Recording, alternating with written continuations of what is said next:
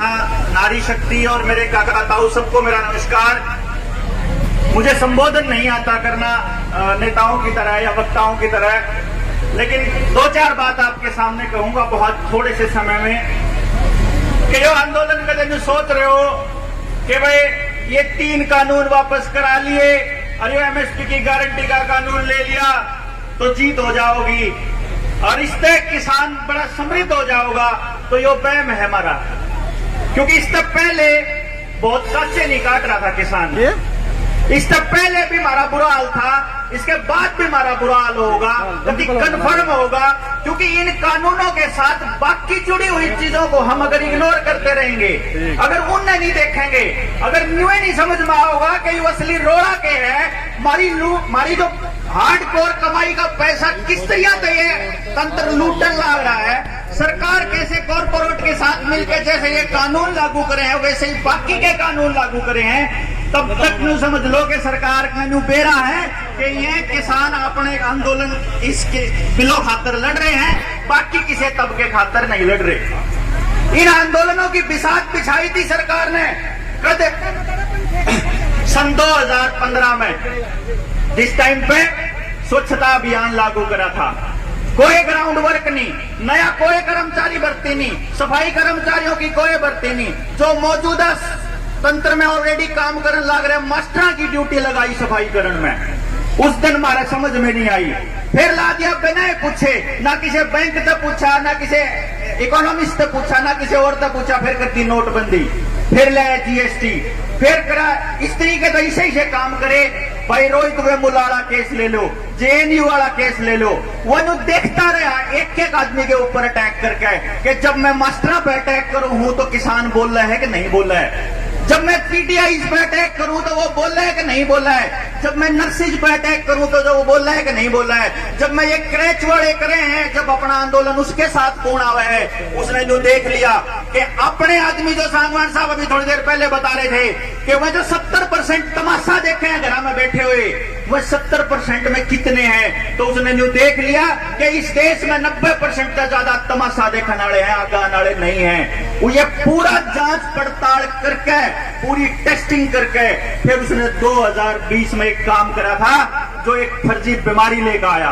आज के टाइम में जो किसान आंदोलन और यहाँ बैठे मेरे काका ताऊ और दिल्ली के बॉर्डर पे बैठे हुए लाखों आदमी इस षड्यंत्र का पर्दाफाश रोज करने लग रहे हैं कि जब किसान आंदोलन ऑर्डिनेंस के जरिए पास करने थे, उन्हें पास करने से पहले उसने सबसे पहले जून में पास करे और मार्च में लॉकडाउन ला दिया। जिस टाइम पे मार्च में लॉकडाउन ला दिया, आदर पूनावाला जिसने बनाई थी कोविशील्ड बनाई थी वैक्सीन, उस आदमी ने बयान दिया था अभी अखबारों के अंदर और टेलीविजन के अंदर कि मैंने तो जब मार्च में लॉकडाउन लाया था उससे टाइम पे 5 करोड़ डोज बना के घर धर ली थी कि सरकार जित कहेगी फटाफट डिलीवरी कर दूंगा। तुमने क्यों कर बेरा था आने वाले टाइम में इसी से बीमारी हो गया।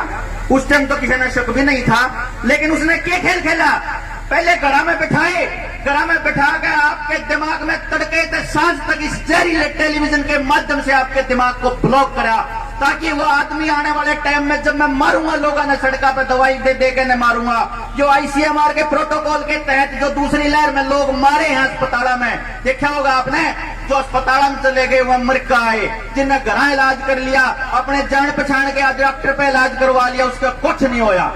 जान के इसने एक ऐसी बीमारी चूज करी थी जो आए सीजन में सबका हुआ है, एक बार मार्च अप्रैल में होगी, एक बार सितंबर अक्टूबर में होगी। मैं बता देता हूं, जो ल्यूक है अपना फ्रांस का जो वायरोलॉजिस्ट है, रशिया का सॉरी, नोबेल प्राइज मिलाया है, वो आदमी ने कह रहा है कि जिस आदमी ने ये वैक्सीन की डोज ले ली है वो आने वाले टाइम में 0.8% लोग तो मर लेंगे 2 महीना के भीतर, लगभग 5% मिल लेंगे 10 महीना के भीतर, और उसके बाद बाकी कितने मरेंगे जो पोलियो की वैक्सीन से मरे थे उस टाइम पे। उसने जो बता दिया था कि अब तक ट्रायल में चल रही है, मैं आरटीआई डाल के बताया, आरटीआई डाल के जो बता रहा, बताओ ये जो वैक्सीन लाग रहे हो इसमें क्या है और इसके क्या रिजल्ट हैं। मैं आपने बता दूं 2023 में जाके इस वैक्सीन का असली ट्रायल पूरा होगा, पहला ट्रायल, इतने ही तो उसके ट्रायल भी पूरे नहीं हुए, हमारे बालका खतर तैयार कर लिया उनने। स्कूल कॉलेज बंद करने का षड्यंत्र आपके समझ में नहीं आ रहा। स्कूल कॉलेज हमारे बालका रहते हुए है दिमाग, स्कूल कॉलेज में आवे है समझ। मास्टर बतावा है भाई जिंदगी में क्या करना क्या नहीं करना, पहले तो वो बंद कर दो। आपके समझ में नहीं आता 1.5 करोड़ बालक 12वीं पास करे आए साल, इसका मतलब बाकी तो कुछ पढ़ते नहीं, 12वीं तक पहुंचते ही नहीं। इसका मतलब लगभग 2.5-3 करोड़ बालक 18 साल के तो हुए हैं हमारे देश में आए साल। अगर 2-4 करोड़ बालक जिनसे 18 साल के हुए, इसका मतलब वोट देने योग्य हो जाओगे। 2024 तक 10 करोड़ बालक इसे हो जाओगे जिनसे वोट देने योग्य तो हैं, लेकिन जिंदगी में सोचने की उनकी जो समझ वक्त खत्म हो लेगी। घर में बाकी के 25 करोड़ बालक जिनसे हमारे घर में बैठे हैं, टेलीविजन के आगे, मोबाइल के आगे, उसके स्क्रीन के आगे बैठे रहे हैं, ना वह मैडम न सुनते ना वह मास्टर न सुनते। वे बालक जिनसे स्कूल में नहीं पढ़ा करते हुए ऑनलाइन पढ़ लेंगे। आपका बैम है यो।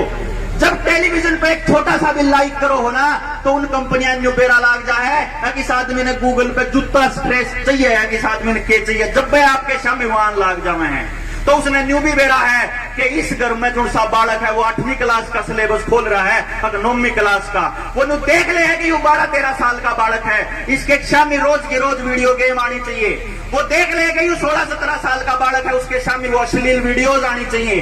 हमारे बालक घर के अंदर रह के उस स्क्रीन के आगे बैठे बैठे बर्बाद होने लाग रहे। अरे घर में रोड़ा ना हो रहा हो तो मैंने बता दो, बालक डिप्रेशन में ना जा रहे हो तो मैंने बता दो, कभी घर में नाश ना होने लाग रहा हो तो बता दो। और इतना नाश होने लाग रहा, चाहे कोई सरकार की गेल हो चाहे कोई किसान की गेल हो, सबका नाश होने लाग रहा। चाहे किसी ने बहम हो कि ये किसान आंदोलन जो है ये कोई बहुत बड़ा षड्यंत्र है, ये किसान आंदोलन बहुत बड़ा षड्यंत्र नहीं है। किसान आंदोलन और किसान आंदोलन गलत बोल गया, किसान कानून, ये किसान कानून बहुत बड़ा षड्यंत्र नहीं है कॉर्पोरेट का, ये बहुत बड़े षड्यंत्र का छोटा सा हिस्सा है।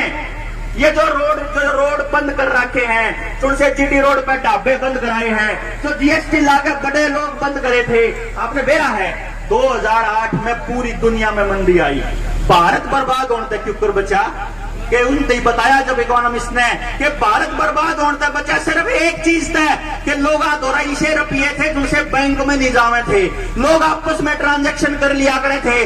भाई किसी ने किला लेना है, अपने पड़ोसी में 2 किले ले लिए, अगले पड़ोसी में 2 किले ले लिए, अगले 2 लाख ले लिए, उस पर 3 लाख ले लिए, लेकर फिर अपना रिश्तेदारा पत लेगा अपना जमीन ले ली, नुकर लिया करते। आने वाले टाइम में कानून आने लग रहा है, जमीन का छोटा सा भी टुकड़ा डीसी से पूछे बना नहीं ले सकते, और डीसी ने पूछेगा इतने रुपये ले आया कितना है, टैक्स दिया था कि नहीं दिया था। मैंने कहूं कि जब एक छोटी सी चीज और बताऊं, टाइम नहीं है राकेश टिकैत जी को सुनना है, मेरे द्वारा 2-3 घंटा का मटेरियल पड़ा है जो मैं आपने बताऊंगा। एक छोटा सा एग्जांपल बता देता हूं, ये षड्यंत्र इनका पर्दाफाश करना पड़ेगा, लोग आज बताना पड़ेगा। जो घर में बैठे हमारे युवा हैं, हमारा आदमी जो बुजुर्ग यहाँ धरना पे बैठा है, वो क्या सोच रहा है, अरे छोरे ना आंदोलन में लेकर आऊंगा तो कदे सरकार केस कर दे, नौकरी ना मिला है, नौकरी यूं भी नहीं मिलनी है, करनी गुलामी है। उन छोरा नगर तक काट दो, शुगर भगत सिंह की माँ को ठीक है तेरे मरण तक देश उजड़ना होता, मेरी माँ ने तो कह दिया मेरे भाई तेरे मरण तो उजड़ना होता, जा बेटा 7 महीने हो गए मैंने तो घर हम बड़े, मैं दौड़ा बैठा हूँ। मेरे समझ में आ गई, मेरे न्यू समझ में आ गई कि ये आदमी जो बैठे हैं, जो बुजुर्ग बैठे हैं, ये हमारी अगली पीढ़ी न बचाने बैठे हैं, तो मेरा ये फर्ज बना है कि मैं एक भी दिन घर ना जाऊं।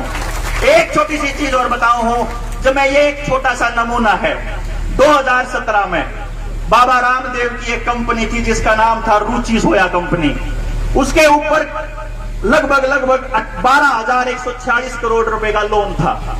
12,000 करोड़ का लोन माफ करवाने खातर उस कंपनी ने एनसीएलटी जो कंपनियां का लॉ देखती है उसके अंदर अर्जी दी कि मेरा द्वारा रुपया नहीं रह रहा, मैं हो रहा बर्बाद। बताइयो पापा बर्बाद हो रहा है कि नहीं हो रहा ना? जब यह बात हमने बेरा तो सरकार ने को ना बेरा, सरकार ने भी बेरा। सरकार ने क्या करा, उसका दिवालियापन का जो उसने मार्च 2017 में दिया था एप्लीकेशन, 3-4 महीना में मंजूर कर लिया, मतलब दिवालिया घोषित कर दी।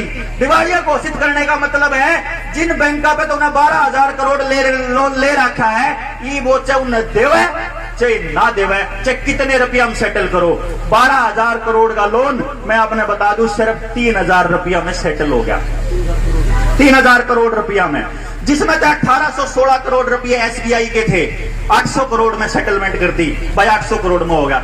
कंपनी दिवालिया होगी, लोन सेटल हो गए, बाबा घरा नहीं बैठा। ईब उसने क्या करा, रुचि सोया कंपनी बेचन लग गया, आग मैं तो बेचूंगा, इसकी नीलामी खोलूंगा।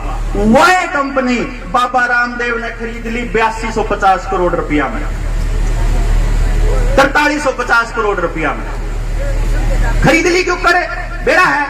उसे बैंक पे जिसने उसका लोन माफ करा था, उसे बैंक पे तय 3250 करोड़ का लोन लेकर बुड़ गए। कितना बड़ा खेल है। घर में जो सोयाबीन एक पाम ऑलिव ऑयल बनाता है बाबा, आपको पता नहीं होगा शायद, लेकिन मैं बता दूं, उस कंपनी के शेयर 2017 के अंदर 17 रुपया था। 1535 करोड़ रुपया की उसकी टोटल वर्थ वैल्यू थी उस बाबा रामदेव की कंपनी की। लेकिन सरकार तक कह उसका इंपोर्ट बंद करा दिया। आज उस कंपनी की वैल्यू है 35,360 करोड़। कुछ नहीं करा, घरा बैठा 10 गुना अपनी कीमत बढ़ा चुका है। रुपया मारा लाग रहा, बर्बादी बीमारी होने लाग रही। ये बात समझनी पड़ेगी और आपको 2 काम बड़े करने पड़ेंगे। एक तो अपने गांव के युवाओं को दे दो। मैं डॉक्टर साहब से गुजारिश करूंगा, आड़ा धरने पे बैठे हैं, लगातार इसकी जिम्मेदारी लिए बैठे हैं। मैं ये जो गांव राम आसपास के लोग हैं उनका हाथ जोड़ के गुजारिश कर रहा हूं, इन्हें भारी कर दो भाई। मैं अपनी गेली ना गांव ले जाकर आपके गांव के युवाओं ने जागरूक कर लाएंगे। आपके जो बच्चे नहीं समझ पा रहे इस षड्यंत्र का पर्दाफाश करके, जो लोग अपने साथ नहीं जुड़ रहे, उन्हें जोड़ लाएंगे, उन्हें बता देंगे नाश होने लग रहा है। कमेटी बनाकर इस आंदोलन ने यहाँ से इस धरने को संभालो और हमने पूरे हरियाणा में घूमगा। हमने कोई नेता नहीं बनना, हमने कोई चेहरा नहीं बनना। हम तो 30 आदमी बुलाओगे, 20-50 बुलाओगे, 20 उन्हें समझा देंगे। और एक काम अपने गांव के लोग इकट्ठे करके और इनवाइट कर लो, बुला लो और बैठ के 2-2, 3-3 घंटे इस पूरे के पूरे षड्यंत्र का पर्दाफाश करेंगे, ताकि आने वाले टाइम में मोदी ने बेरा लाग जा कि ये सिर्फ होके पीने वाले गीत गाने वाले आदमी गेला नहीं है। वो सारी युवा क्रांति भी इस आंदोलन में राकेश टिकैत जी के साथ इस संघर्ष में शामिल है। मैं टिकैत साहब से भी एक रिक्वेस्ट करूंगा कि आह्वान करिए पूरे देश के युवाओं का कि युवा क्यों नहीं आ रहे, उनके नहीं समझ में आ रहा हो तो एक ट्रेनिंग सेल बनावांगे। संयुक्त किसान मोर्चा के नाम पर अपने बच्चा ने भेजो उड़े जानकारी लेने खातर। गांव में तो छांट के 10 बालका ने उड़े गाजीपुर बॉर्डर भेज दो, जित भी हो धरने का ऑफिस बन रहा होगा, लगा उड़ा जाकर ना ट्रेनिंग लेगा और बताओ क्यों नाश करने लग रहा है एक चीज का। बैंक क्यों नाश हुए, मास्टर का क्यों नाश होया, स्कूल क्यों चले, अस्पताल क्यों बर्बाद हो रहे, आपकी हर चीज बर्बाद करके यो मास्क जो ला रहा क्या है। एक रिक्वेस्ट और करूंगा टिकैत साहब, एक अपील या फिर एक आह्वान कर दो कि भाई जिसके गढ़ में किसान आंदोलन के नाम का छोटा सा भी कोई पटका या कोई झंडा लाग रहा होगा, उस आदमी से कोई सरकार, कोई पुलिस का आदमी मास्क लगाने खातर धक्का नहीं करेगा। जब किसान आंदोलन में एक ही आदमी नहीं लग रहा है, ना कोई वैक्सीनेशन के लिए धक्का करेगा। सरकार अपनी आरटीआई में नुकसान लाग रही है, मास्क लगाना आपकी मर्जी है और हमारे धक्का करके चलान काटन लाग रहे और हमारे बोलने की हिम्मत नहीं। मेरा नहीं के बोलना है, पर डॉक्टर साहब ने 3 बार 4 बार मेरा मिला ली। मैं तो मेरी रिक्वेस्ट है, मैंने इतना बढ़िया नहीं बोलना आता, लेकिन जो बात है वो मैं आपके सामने रखूं था। बहुत बहुत धन्यवाद, बहुत बहुत शुक्रिया। और किसान एकता जिंदाबाद।